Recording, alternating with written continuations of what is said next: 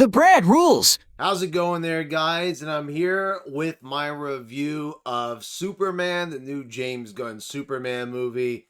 Just got done seeing this, and I have to say, this movie, not a bad movie at all. I wouldn't say it was an amazing Superman movie. It wasn't the best Superman movie. But I have to say, a lot of the criticism that's being lobbed at this film is pretty unwarranted. Many people saying that this film is woke. I'm here to say that it's not woke at all. It really isn't.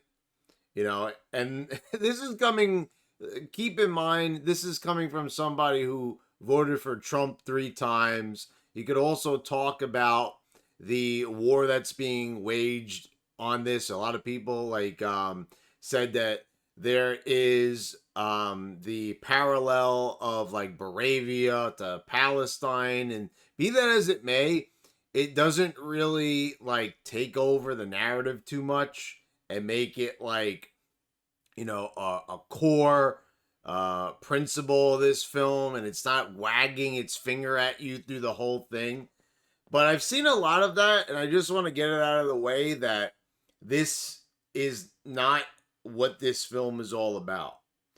Now, I did have my reservations about this one because even Dean Cain, who I loved him as Superman in Lois and Clark, he even, he admitted to not even seeing the film yet, and he, I have to actually say, was publicly wrong when he went on Pierce Morgan and actually said that this film was woke in certain ways. Now, I think David Corenswet did a pretty good job as Superman and as Clark Kent. There's a lot of key scenes in here that I really enjoyed that we really didn't see in other Superman films. And Lois Lane in this film is played by Rachel Brosnahan. And she does a pretty good job, I have to say. I mean, I do have to say, this is like one of the better Lois Lanes that we've had. And she does a really good job of opposing Clark when she's interviewing him as Superman. Because this is something that I really love about this film. We don't go back to square one in this film. We don't go back to the origin story. We don't do that again. Superman has already been Superman for 3 years already, and he is at the hands of his first defeat at the hands of the Hammer of Moravia. And this is what I said, there's two warring countries in here.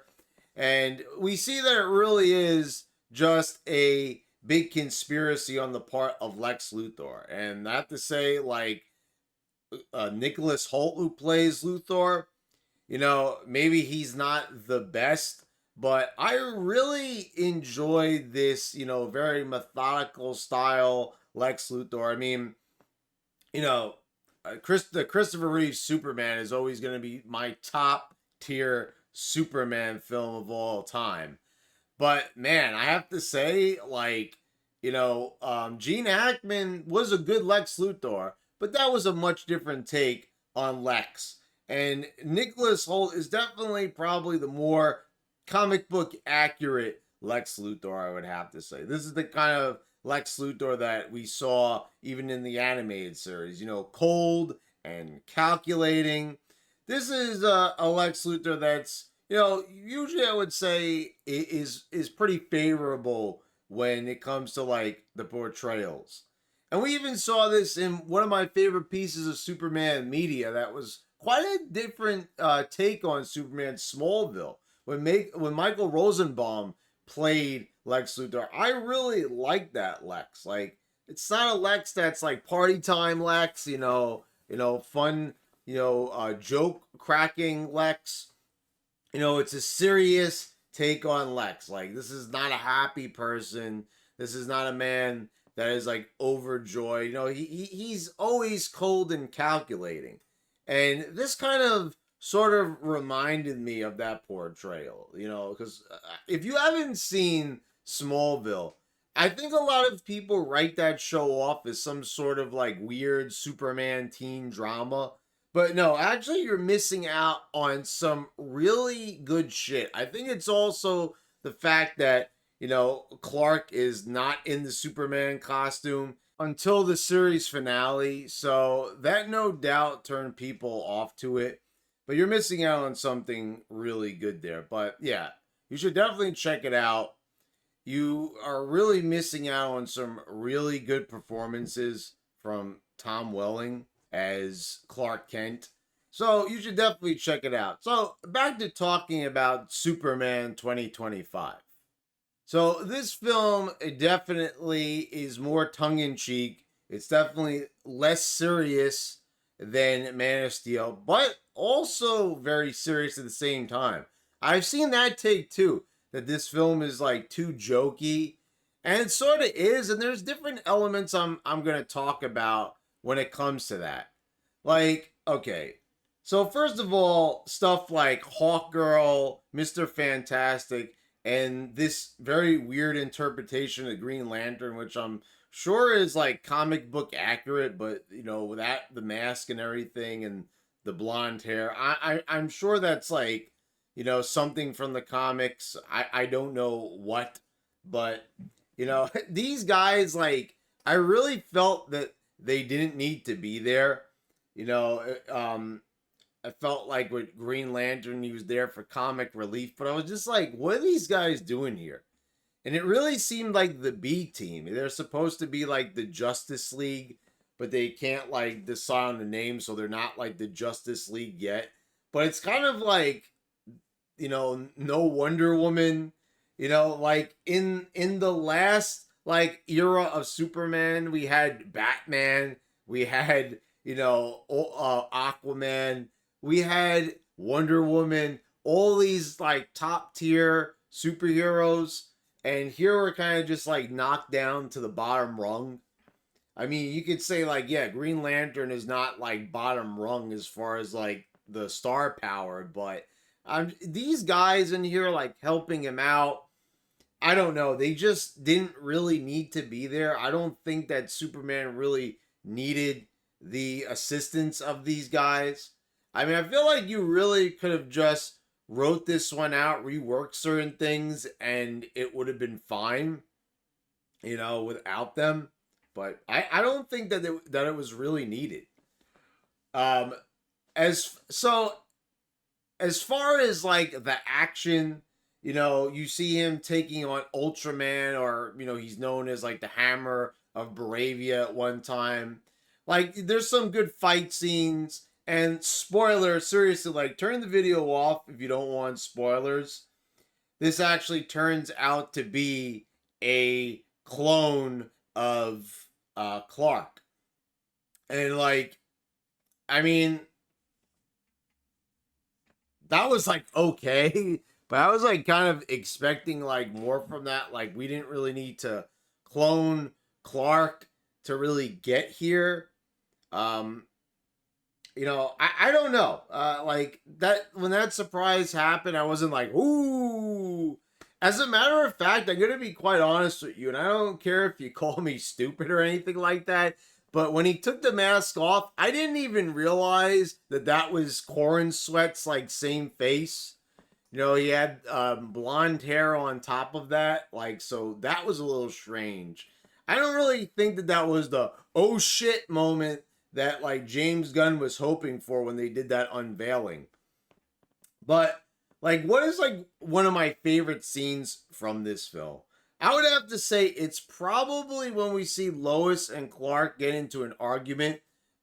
We see that Clark said, "Why don't you can interview me as Superman?" Because Clark is always interviewing himself as Superman, and of course those interviews are never happening because he is fucking Superman. So he's just basically, taking the information from himself. So he says to Lois, go ahead and interview me. And then the questions start rolling in, and they're hard hitting. And, they're talking about Baravia and Superman helping out over there, and different questions about like what he has, encountered, and like what's right and what's wrong, and, some of the gray areas of Superman. And Clark it gets pretty furious at one point at Lois. And I kind of like this because this is how Lois is. Lois is not supposed to be a sweetheart. She's not supposed to be like your best friend or anything. She is supposed to, kind of rile people up. She has a mouth on her. She's very sarcastic. But this was like, something. This was the first like strong independent woman character before the strong independent woman character became fucking obnoxious in films, to say the very least. So like Margaret Kidder did this role very well in the Christopher Reeve film, and she knocked it out of the park well in both films, like 1 and 2. So it was really a good portrayal of what Lois should have been in the comics and what we would expect from the character.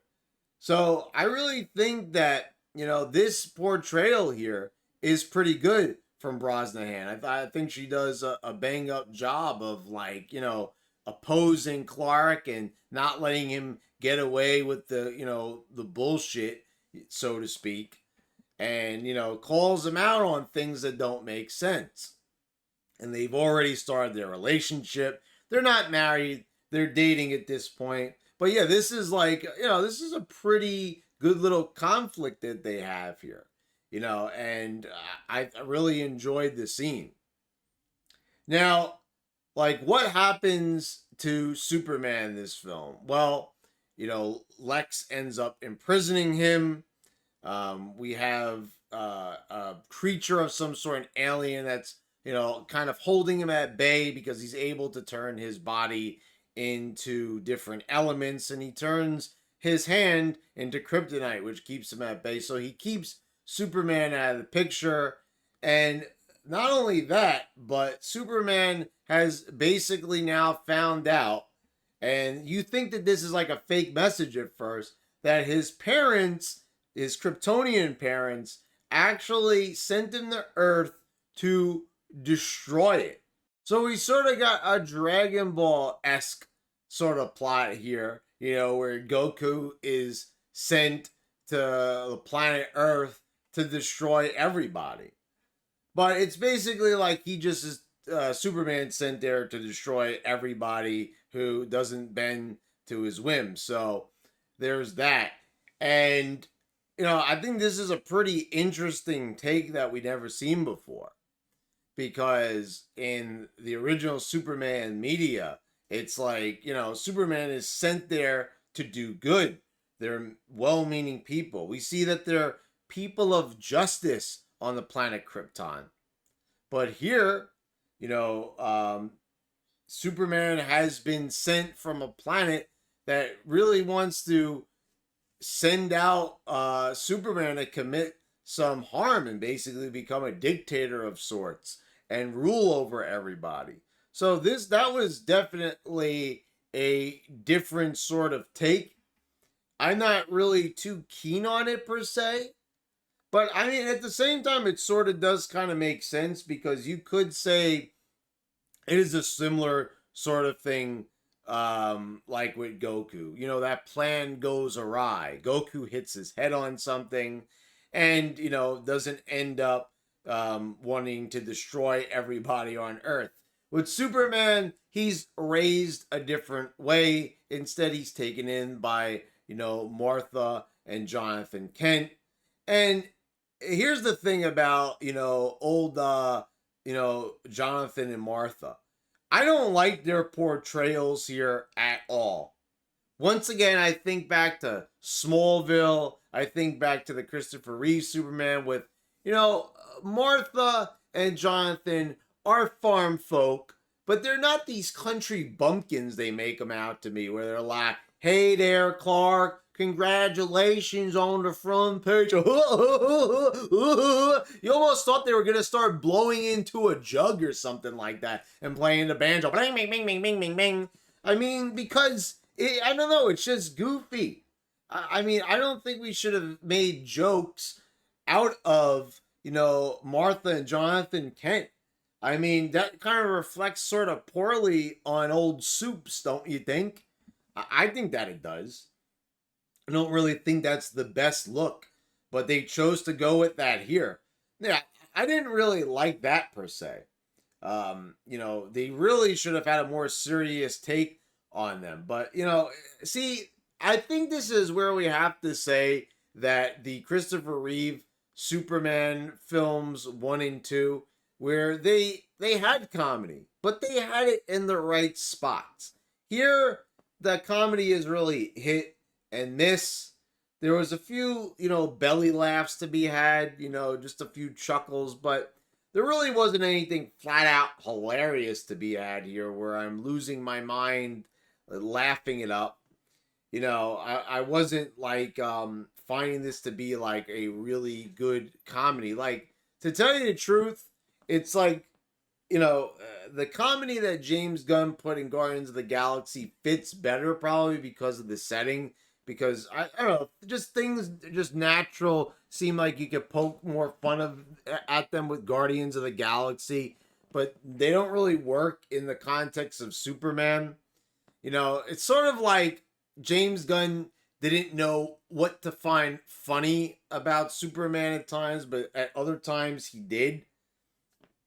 I don't know. It's just you have to go back and watch how, the Superman films were dealt with back then and how much better they were handled. Because don't get it wrong, the both Superman 1 and 2 with Christopher Reeve are superior films. But this is not a shabby Superman film by any means. We've got good performances. We've got a pretty good involved plot. There's just, some confusing choices, like I named, that kind of bog it down a little bit. You wish it could have been better. But when the credits roll, I feel pretty satisfied with the Superman film that I received. It was pretty good. It's an interesting little swerve that they had there where, Superman was originally supposed to be bad, but he turned to be good because, he was embraced by, Jonathan and Martha and the people of Earth, and it led to him becoming the upstanding citizen that he is. So, there's not a lot of Clark Kent scenes in here. It's mostly Superman. And like I said, when you got the Justice League characters on screen, it's not like, oh my God, it's so bad, get them off. They can be slightly entertaining, but they just didn't need to be there. They felt so unnecessary. And I feel like they do that in more and more films. Like they feel it's like fan service, to throw these characters in there. But like throwing in like the B list is not always like the best move. I don't think that the spotlight needed to be taken off of Superman at any point. And they don't really take the spotlight off of him for too long, but they just felt unnecessary. So again, I have to like go back and just say that. So yeah, those are my views on this film. It's not a woke film. It's not a political film. It's not the wokening of Superman. That's like so exaggerated. It's like if you really take this film for what it is and observe it and you see, and I even said like, like that it, they were saying that the main characters were weak in this film, and I'm not seeing that at all. Like where, first of all, we do get to see, like Lex Luthor's girlfriend, which is like she's like a bimbo character. So if anything, like this film did a little bit more to like get the woke stuff kind of out of Hollywood and make it for what it is. We've I don't know. I think we've been programmed to believe that everything that comes out of Hollywood is going to be woke. And this film just simply wasn't. I was looking for the woke stuff. I was really kind of going through it and combing through it. And yeah, maybe the stuff like with Bravia could be looked at as sort of like an Israel-Palestine parallel. Of course, it could be. It might be. It very well could be. But, I don't know. It didn't really get in the way. I didn't feel like, oh my God, they're shoving politics down my throat. The movie wasn't anti-Trump. It wasn't any sort of thing within that vein. So I was very satisfied. If it was any of those things, yeah, I probably wouldn't enjoy it because I would say, yeah, this film is just going a little bit too far. You know, it's getting too much into the politics. It's trying to sell me on a political ideology, you know, a social ideology that I'm not interested in. But no, actually, the film did the exact opposite of that. I had a good time. I had some problems with it, but that's like with most movies. So I think it's definitely a recommended watch. If you're a Superman fan, if you're a superhero movie fan, you know, go ahead and give it a shot because I think you're going to find that it's a pretty enjoyable film. So, guys, please subscribe if you haven't already. Click the bells to get all the notifications when I post all my new videos. I want to thank all my subscribers for your continued support and thank you all for watching. I'll see you next time.